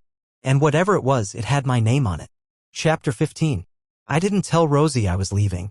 Not because I was doing anything bad, mind you, just that she was busy. Between caring for Kevin, going over dusty texts with Father Ellis, and trying to make sense of that strange name in the spirit registry, Eleonora, daughter of dust, she had her hands full. And me? I had questions. And a ghost-sized itch in the back of my mind that said I wasn't going to find answers sitting by the chapel bell tower counting beetles with Kevin. So I left. Slipped through the trees and over the mossy gravestones the way only a ghost can. With no footsteps. No trail. Just a chill in the air and the occasional flicker of candlelight behind me. Time to find a little truth and maybe a little trouble, too. Dunbridge was old. The kind of old where bricks whispered and floorboards groaned even when no one walked on them. Ghosts clung to the corners of shops, flickered past bakeries, muttered in museums. I didn't think much of it before, but after everything we'd seen, after Elberth Hollow, after the Whispering Path, after that button, I needed to know what else was out there. So I wandered. The first spirit I met was perched on top of the old town hall like a gargoyle. Mavis, a librarian who died during the Great Paper Fire of '29. She never left her post, still reorganizing sections in midair. Seen any other Graysons in town? I asked her, hovering near her translucent elbow. She gave me a sour look. I'm a Dewey Decimal ghost, not an ancestry guide, right? Ghost bureaucracy was still a thing, apparently. The next was Leonard, a well-dressed 1870s banker who spent most of his time counting coins he didn't have. Walter E. Grayson? He muttered. Sounds familiar. Did you owe me money? I left him quickly. Then there was Millie, who just floated near the train station platforms blowing raspberries at pigeons and men in bowler hats. Millie, do you know anyone named Eleonora? She blinked. Pretty name. Nope. Not helpful but delightful. Eventually, I ended up at the park. The sun was setting. Orange and gold light splashed across the old iron fences and tree branches. Couples walked slowly down cobbled paths, their voices hushed in sweet, syrupy conversation. And naturally, I decided to mess with them. Listen, I'd had a long week. Possession. Disappearances. Weird prophetic whispers. I needed to unwind. I spotted my first targets, a young couple clearly in the honeymoon phase of whatever romance they'd started, sitting on a bench and whispering sweet nothings.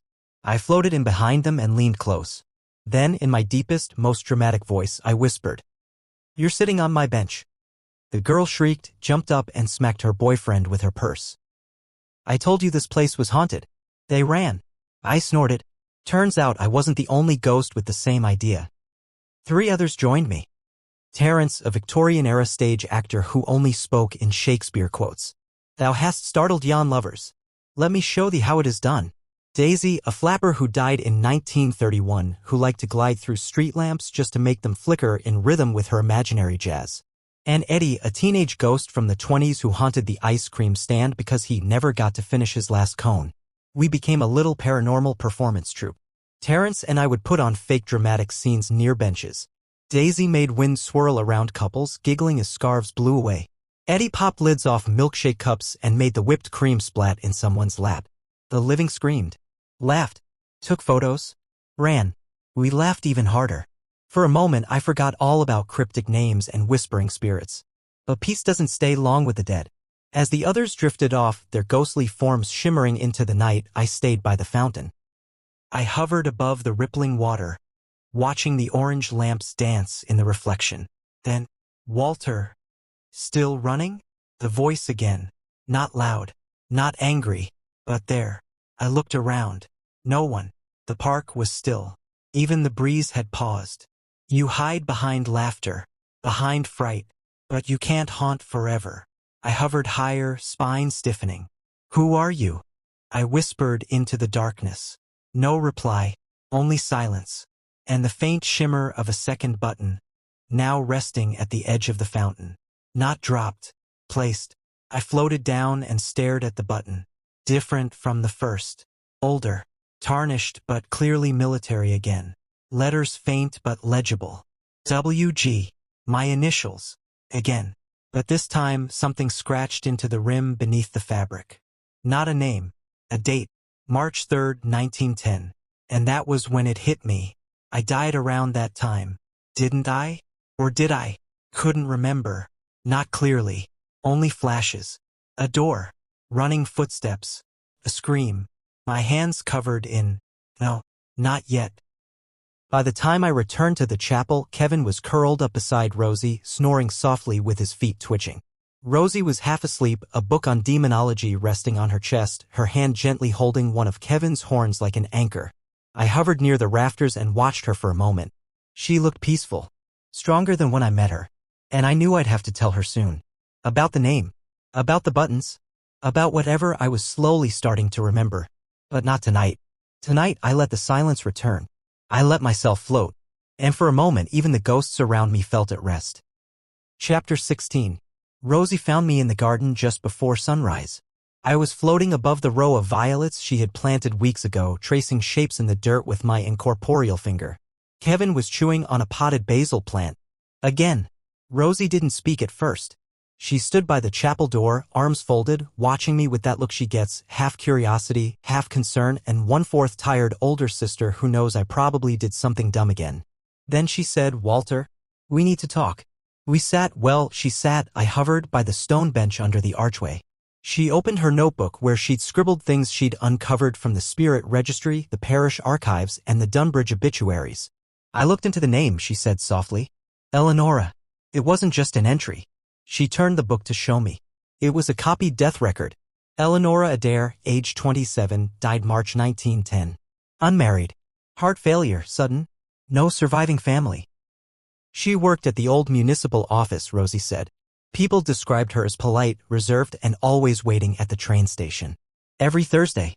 Without fail. I tilted my head. Waiting for what? Rosie didn't blink.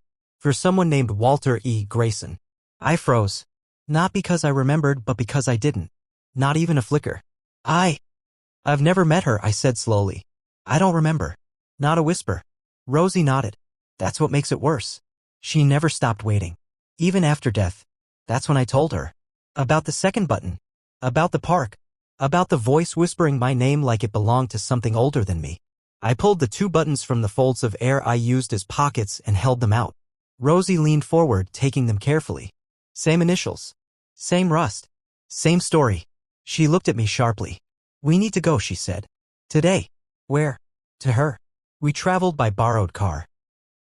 Father Ellis arranged it, though I'm sure he didn't know we were meeting a ghost woman I may or may not have broken the heart of back in 1910.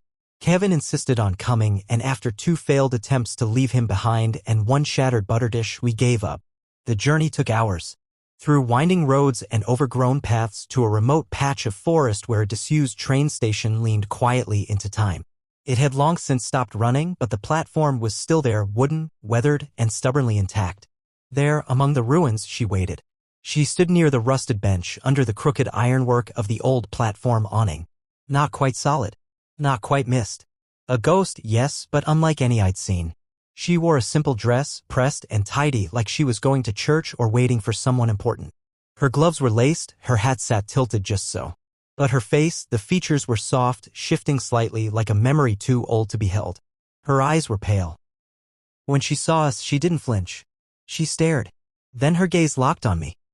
You, she whispered, voice echoing through the quiet platform. You look like him. Rosie stepped forward. You're Eleonora? She nodded. I hovered a little closer.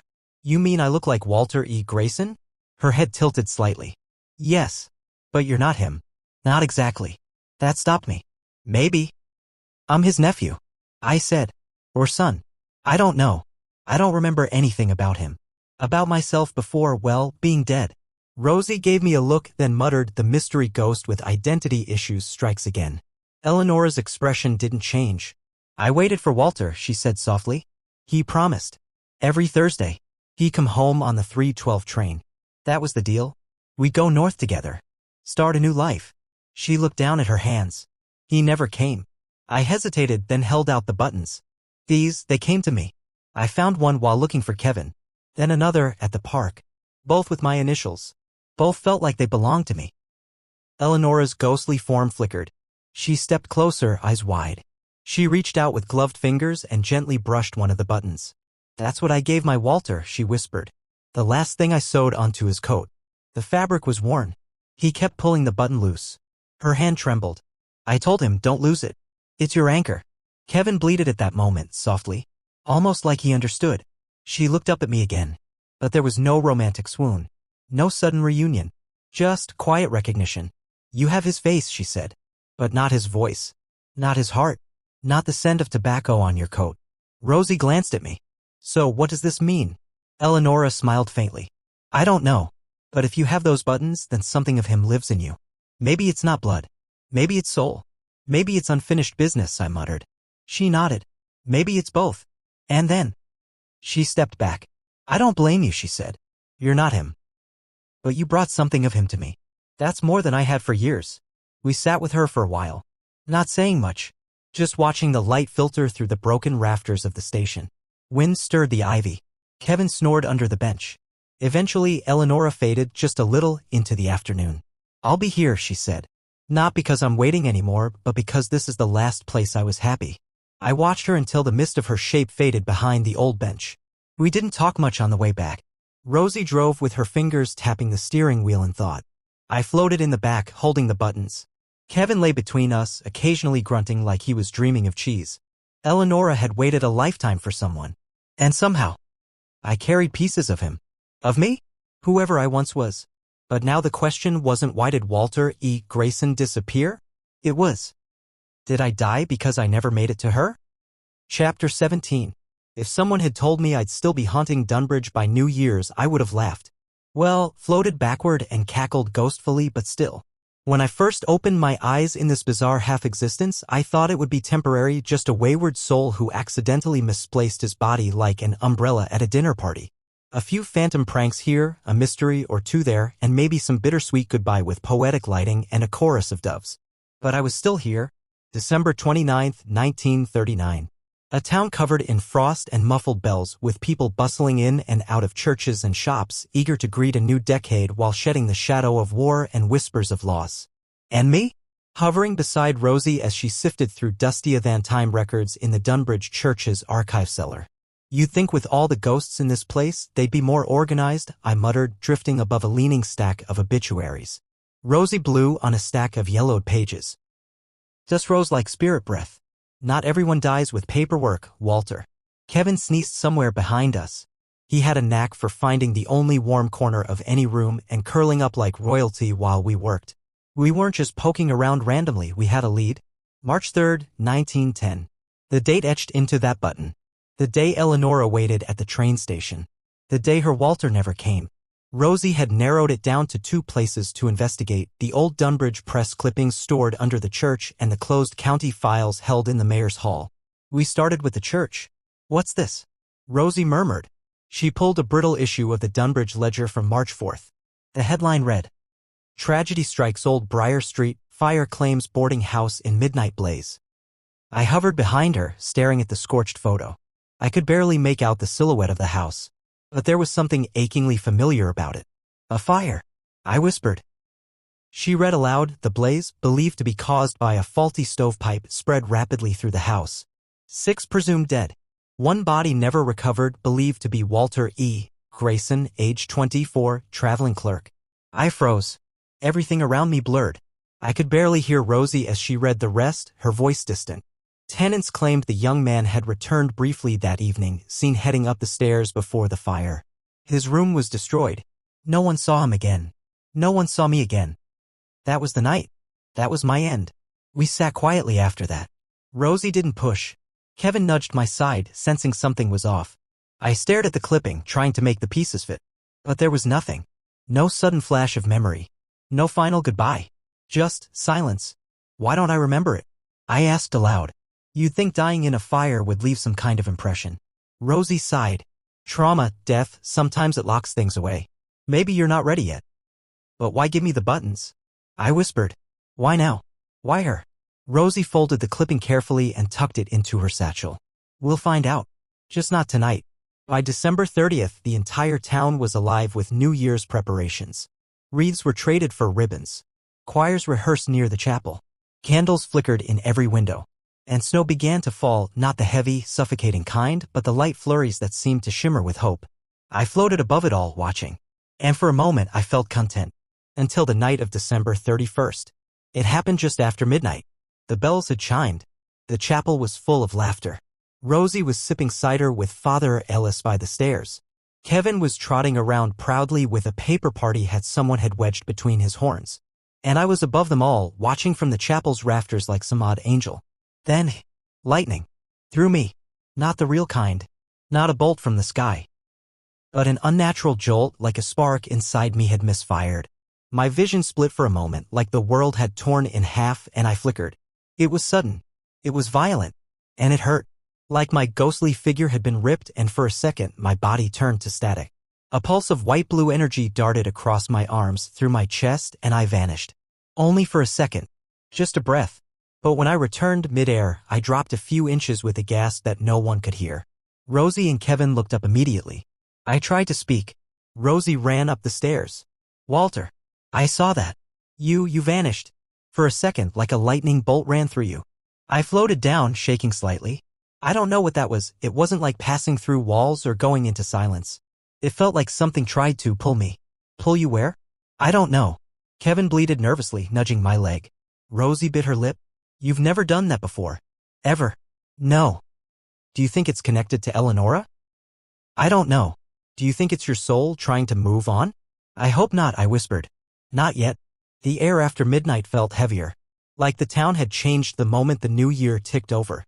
Like something was coming. Rosie didn't sleep that night. She sat by the window, staring at the snow falling in slow motion, Kevin beside her. I hovered nearby, still crackling faintly like a radio tuning itself. And I kept thinking. What if the flicker wasn't a warning? What if it was a door? Chapter 18. The first days of January came with a weight I couldn't shake. Even as snow blanketed rooftops and the town resumed its post-holiday rhythm, I stood at the chapel gates in silence, watching, waiting, aching. Yes, aching. I didn't think ghosts could feel pain, not like the living. I could hover through walls, make lights flicker, dance through wind without resistance. But this pain wasn't physical. It wasn't even emotional exactly. It was a tug. From the inside out. A pressure behind the bones I didn't have. A cold in the marrow of my spirit. Something wanted me to move. Something was pulling. I didn't know if it was the past or whatever was on the other side of death. I only knew that staying still made it worse. Rosie noticed. She always did. That same evening, as she fed Kevin what appeared to be a suspiciously large muffin, she finally said it out loud. We're leaving. I blinked down at her. Leaving Dunbridge? She nodded, brushing flour off Kevin's nose. There's a town up north, Green Hollow. Bigger archives. Rail connections. Better tea shops. And you think there'll be more answers? I think we've hit a wall here. If there's anything left to learn about your life or death, it'll be there. And we're taking Kevin? Kevin bleated once, mouth full. Naturally. Dunbridge Station hadn't changed much since the last time I saw it. Then again, I hadn't either. But the world around us had. As the train approached, steam curling like phantom breath, the mood was different. Heavy. People spoke in hushed tones. Newspapers were tucked under arms, headlines about war and borders and things breaking apart. Children clung to suitcases. Soldiers passed by in uniforms stiff with starch. It was 1940 now, and the world was beginning to burn. We boarded a 316 to Green Hollow. Rosie carried one suitcase and Kevin in a harness disguised as emotional support livestock. I didn't ask how she managed it. I naturally slipped through the side of the train like a proper ghost and settled in the corridor. As the engine rumbled to life and the train chugged forward, I felt that pull again. Lighter this time. As if the movement soothed it, if only briefly. I drifted along the aisle, passing faces lost in thought. A child waved at me absently. I waved back, forgetting I wasn't visible to most. Then I smelled it. Cheap perfume. Candles where candles weren't allowed. A whiff of burnt sage and the overpowering stink of ego. I turned the corner and there she was. A fake medium. She sat in the first-class cabin, dressed like someone who raided a prop trunk backstage at a carnival. Heavy black lace veils. Long ruby fingernails. Eyeliner like daggers. A wide amethyst brooch that pulsed under gaslight. Cards on the table, face down as if the universe itself were waiting to be flipped. Madame Aria, clairvoyant, seer of spirits, soul speaker, she said to a gathered crowd of wide-eyed passengers. For a modest fee, I offer messages from the dead. I floated beside her. Modest fee, huh? I whispered into her ear. She jumped slightly. Recovered. Flicked a fan open. I grinned. Let the haunting begin. Her first victim was an elderly widow who asked about her husband, Thomas. Your husband says he still watches over you, Madame Ariakud. I leaned in close and said in my lowest whisper, ask about the poker games he used to fake to avoid dinner parties. The widow blinked. Did he mention his poker games? Madame Arida froze. Yes. Of course. They were full of meaning. Tell her he cheated and lost the silver forks to the butcher, I added. The widow gasped. The silver forks. I never found them again. Madame Arida stared at the ceiling like she was begging the spirits to stop helping. I chuckled. Rosie, seated nearby, looked over the top of her book and raised an eyebrow. I gave her an innocent shrug. Kevin, beneath her seat, let out a goat laugh snort. Then things got weird. As Madame Arya moved to her next passenger, a soldier with haunted eyes, I felt a sudden chill. The train's lights flickered, but not from me. A shadow passed behind me in the corridor. Slow. Measured. Not another ghost, at least not one I could place. The soldier looked up sharply. Is someone else here? Madame Arya paled. Sometimes the spirits bring others. I turned around. Nothing there. Only the faintest echo. A whisper I couldn't quite catch. But it wasn't me. That night, as the train sped through snowy fields, I hovered above the sleeping cars. Rosie dozed with Kevin curled up beside her, his hoof twitching like he was dreaming of kicking someone. I drifted to the luggage car, where quiet reigned. And again, I felt it. The pull. Not just the ache, but a voice. Walter. Soft. Fainter than before. But it wasn't Eleonora. Not the voice from the park either. This one was younger. And sorrowful. Don't forget. A jolt ran through me again, lightning in my chest. And for a second, the world shifted. I wasn't in the train. I was in a room. Wallpaper peeling. A mirror cracked. A window wide open with wind pulling at curtains like hands. And someone crying behind the door. Then it was gone. When the train pulled into Greens Hollow Station the next morning, I was already shaken. Rosie stood, adjusting Kevin's hat. Did you have fun spooking the fake medium? I nodded distractedly. She looked at me closely. You flickered again, didn't you? I nodded again. She sighed. Let's hope Greens Hollow has answers. Because something's clearly waking up in you. I stared out the frosted window. Something was waking. And I wasn't sure if I wanted it to. Chapter 19. If Dunbridge was a forgotten lullaby, Greens Hollow was a grand ballroom of a city, alive, gleaming, and humming like a phonograph stuck on a swing tune. We arrived just past noon. From the train window, I saw tall buildings in perfect rows, their sandstone facades dressed in iron balconies and crowned with marble gargoyles. Trees were trimmed into tidy lines. Every sidewalk sparkled as though it had been freshly scrubbed that morning. The cars gliding down the boulevards were long, smooth, and gleamed like dark water, pure black or silver, never a scratch in sight. The air didn't carry the scent of chimney smoke and moss like Dunbridge. No, here the wind smelled of ink, perfume, money, and ambition. Greens Hollow, I said, floating beside Rosie as we exited the station. It's like someone poured champagne into concrete. She smirked. You're not wrong. This place is a dream for some, but a very expensive one. Kevin bleated in agreement as a stranger stepped around him with a look of startled amusement. Careful, Rosie warned. They might call him dinner here. Kevin narrowed his eyes.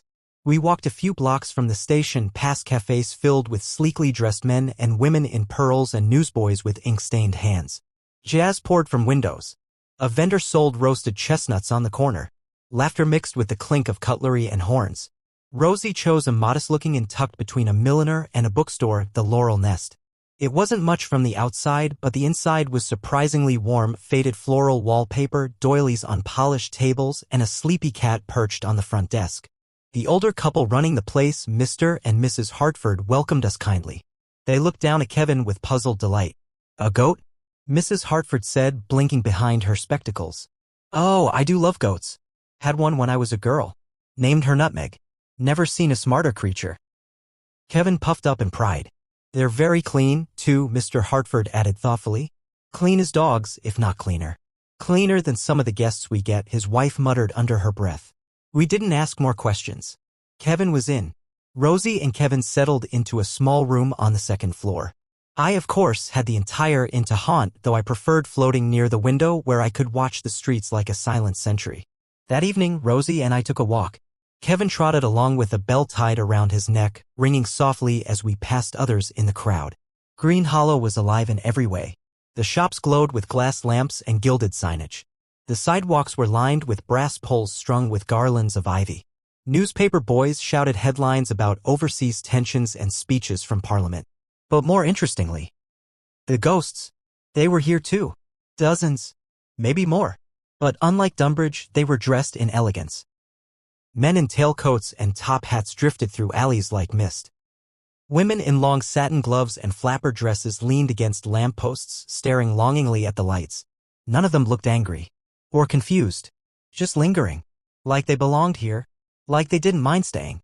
I drifted by one woman who looked like she'd stepped out of a silent film, finger waves in her hair, a cigarette holder perched delicately between her translucent fingers. Evening, I offered. She nodded without looking, exhaling smoke that turned into stars. I had to admit, Green Hollow's ghosts were something else. After an hour of walking and asking directions from both the living and the very dead, we found a small library tucked in an alley between a dressmaker's and a clock repair shop. Its brass sign read, Green's Hollow Public Reference and Historical Archive, EST 1874. It wasn't large. No marble columns. No grand staircases. But it had charm. Inside, the floors creaked politely with every step. The walls were lined with wooden shelves, not all straight, holding books aged by time and handling. A soft ticking echoed from somewhere in the building like an invisible metronome keeping track of history's rhythm. The librarian, a soft-spoken man named Mr. Penley, wore glasses so thick they magnified his eyes to the size of tea saucers. He gave us a nod when we asked about old newspapers and civic records. They're in the back, he said. Filed by date and location. Some are incomplete, we lost a good bit in the storm of 32. Rosie and I got to work. We flipped through leather-bound ledgers, scanned yellowed newspaper clippings, and read brittle police reports from the late 1910 to 1920s and early 1930s. I hovered above Rosie's shoulder, occasionally blowing a ghostly breeze to turn a page. She smacked the air beside her face and muttered, "Quit that." Hours passed. Then Rosie found something. An old registry page marked with a red corner fold. She read it aloud. Green Hollow City Hall received a visitor on February 28, 1921. Walter E. Grayson. Request file to examine adoption records from 1905 to 1910. No listed reason. File clerk's note, subject appeared distressed. Returned following morning. No further action recorded. My translucent chest felt like it dropped. I was here, I whispered. I came here. I just don't remember why. Rosie frowned. Adoption records? She turned to me. Walter, were you looking for someone? I don't know, I murmured. We left the library late in the evening, the sky a soft navy above the polished rooftops. Kevin waited by the door with a paper cone of roasted peanuts Rosie had bought him. I floated silently behind them, turning that document over in my mind. February 28th. Adoption records. A lost fire. A vanished name. And the ache in my spirit growing colder. Who had I come to Green Hollow for? Why were the years too far from what I've known so far? Was there something or someone blocking me from knowing the truth, and the information we have isn't helping? And why did my own death feel more distant than ever? Chapter 20. Green Hollow was always moving, buzzing, bustling, sparkling like a pocket watch wound just a little too tight. Even in the quiet corners, you could hear life pressing forward with boots on cobblestones and cigarette smoke curling in alleys. Rosie and I had spent the morning visiting several old municipal buildings, asking about historical records, fire registries, even old hospital logs. The trail of Walter E. Grayson was still cold, but I had a feeling something or someone was getting closer. By mid-afternoon, we'd veered off the main road, following a winding path through a shaded square near the older part of town. Kevin happily trotted beside us, wearing a scarf someone had knitted for him. He had fans now, don't ask me how. That's when we saw them. A camera crew. 2 long cables trailing across the street. A makeup chair. A director in a long wool coat waving his arms as he shouted through a rolled-up script. And actors. In Victorian garb, black veils, gray waistcoats, lace gloves, pocket watches, and one man wearing what I assumed was a very exaggerated ghost sheet costume with cut-out holes and white paint on his hands. Rosie blinked. What on earth? A tall sign stood crooked against a lamppost. Clapperboard now filming, The Whispering Bride, A Green's Hollow picture. Please pardon the disruption. Don't stare into the lights. Oh, I said with a grin, floating up beside Rosie. Now this is my time to shine. Rosie gave me a sideways glance. Walter. I am a ghost. What better opportunity to finally give Hollywood the haunting it deserves? You're not in Hollywood. Semantics. Kevin bleated dramatically and made his way toward the food table set up under a big umbrella. No one stopped him. Meanwhile, I drifted toward the actors on set. One was pacing nervously, practicing a line in a melodramatic whisper. Do not go near the Rose Room, darling, for that is where she cries. Every night. I scoffed. Bit stiff, isn't it? He shivered. Did you feel that? He asked a nearby crew member. Nope, she replied, tapping a clipboard. Cold breeze. Just now. Like someone breathing on my neck. I grinned. Stage fright. By the time they started rolling a scene in what looked like an abandoned greenhouse, I had already made myself useful. Slammed a door just off camera to add dramatic tension. The director loved it. Made a teacup rattle in a close-up. The actress screamed for real. Floated behind a sheer curtain, adding a brief shape to the shadows. Someone cried. Rosie, watching from the side, shook her head. You're going to give someone a heart attack. Or an Oscar, I said smugly. One of the grips muttered to another, swear this place is haunted. Every time we film in Green Hollow, something weird happens. I took that as a compliment. Then things changed. The final scene they filmed for the day was inside the hollowed shell of a once grand parlor. Its ceiling half gone and vines crawling up the walls.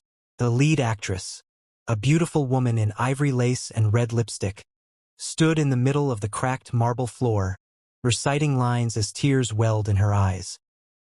He promised he would return, on my wedding night, but the carriage never came. Cue wind. Cue string quartet off-screen. Cue me hovering near the broken piano. I was about to make the keys rattle just for fun, when I heard it. A voice. Not Rosie. Not the crew. Not the actress. A whisper. Walter. I froze. No one else reacted. The camera continued rolling. The actress trembled and finished her monologue. And so I wait until he comes back for me. And again, softly in my ear. You left me here. I turned slowly. Behind the piano, tucked into a shadow only I could see, was a girl. Small, frail, in a pale blue dress with a bow at the collar.